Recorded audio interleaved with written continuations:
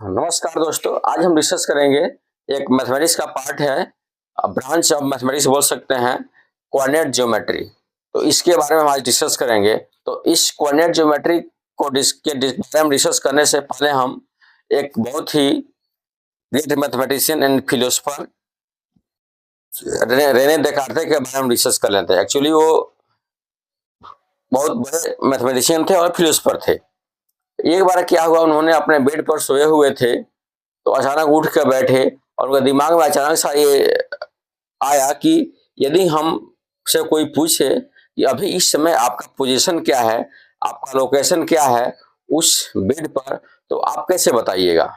हम कैसे डिसाइड करेंगे कि हमारा लोकेशन क्या है, हमारा पोजीशन क्या है? तो इस पर उन्होंने बहुत सारा रिसर्च किया और रिसर्च करने के बाद से 1637 में उन्होंने एक बुक पब्लिश किया जिसका नाम था लॉ ज्योमेट्री। क्या नाम था? Law geometry, LA geometry. 1637 में उन्होंने क्या किया था? ज्योमेट्री के स्टडी करने के लिए किसका यूज किया था? अलजेब्रा का। ज्योमेट्री का स्टडी करने के लिए किसका यूज किया था? अलजेब्रा का। और इसी यूज से, इसी दोनों के कॉम्बिनेशन से उन्होंने बहुत बड़े बड़े काम किए। आज उन्हीं का दिन है, उन्हीं का दिन है रेने देकार्ते जी का, कि आज हम ये जो आपका फाइटर जेट हुआ उसका लोकेशन हम पता लगाते हैं कि अभी इस समय वो कहाँ है कि नहीं।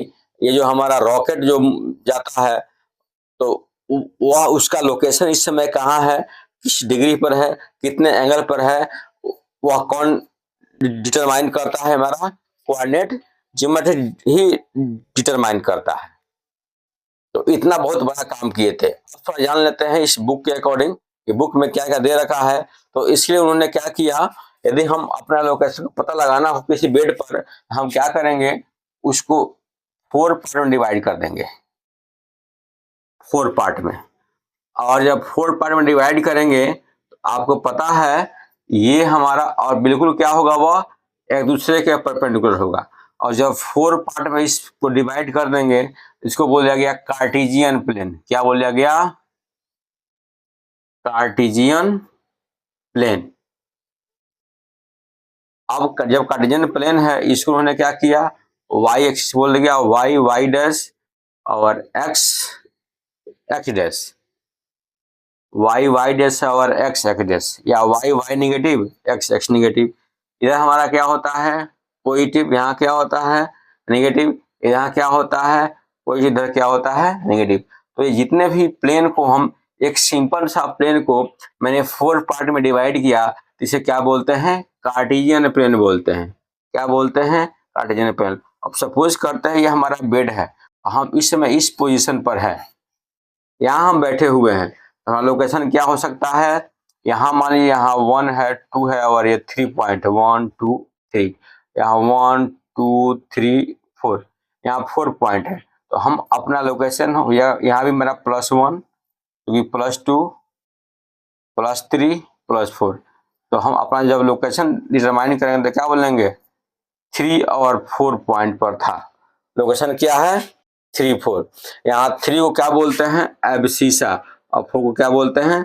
ऑर्डिनेट। Abscissa and ordinate. जो एक्स एक्सिस को डिनोट करेगा उसे एब्सिसा बोलते हैं, और जो वाई को करेगा उसे क्या बोलते हैं? ऑर्डिनेट बोलते हैं। गेटिंग?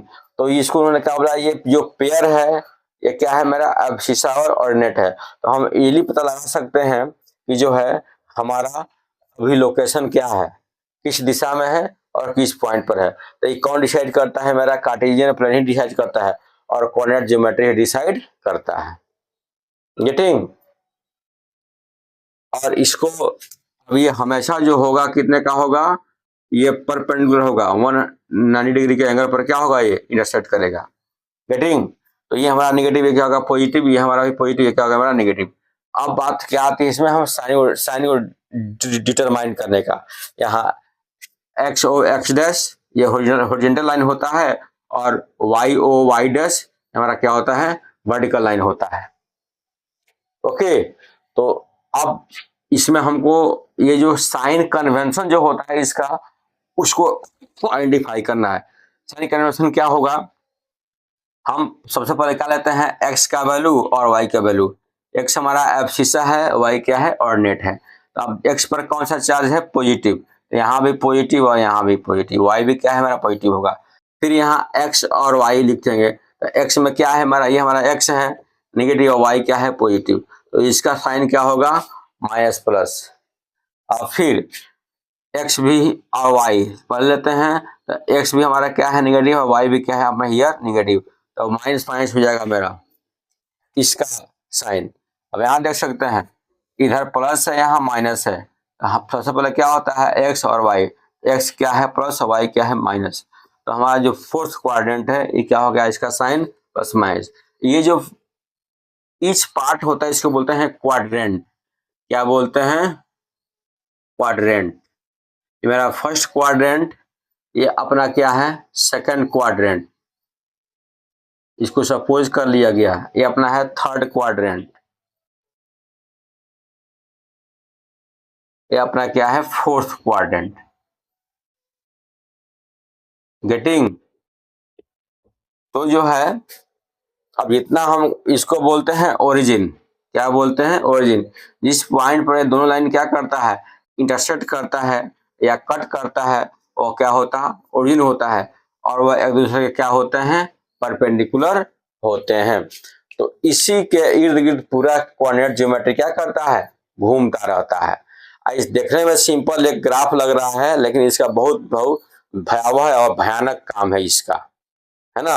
यदि ये कोऑर्डिनेट ज्योमेट्री नहीं रहता तो एरोप्लेन जो है, जो इतना इजीली हम उसके लोकेशन को ट्रैक कर सकते हैं, या बाहरी जो भी मिसाइलें हैं उसके लोकेशन को हम ट्रैक कर सकते हैं, कौन करता है हमारा, ये मैथमेटिक्स कोऑर्डिनेट ज्योमेट्री ही करता है। अभी जो इंडिया पाकिस्तान का जो वार हुआ था, या वार चल ही रहा है वहाँ रशिया और यूक्रेन में, जो उसके जो डिटेक्ट करते हैं जो दुश्मनों के जो मिसाइल्स को, कौन डिटेक्ट करता है, कितने डिग्री पर है, किस लोकेशन में है, ये हमारा कोऑर्डिनेट ज्योमेट्री क्या करता है, डिटेक्ट करता है और डिसाइड करता है कि कहाँ मिसाइल को मार गिराना है और कहाँ टारगेट करना है। गेटिंग। तो आज के लिए बस इतना ही, कल हम फिर मिलेंगे इस साइड लेकर के, तब बोलिए धन्यवाद, जय हिंद।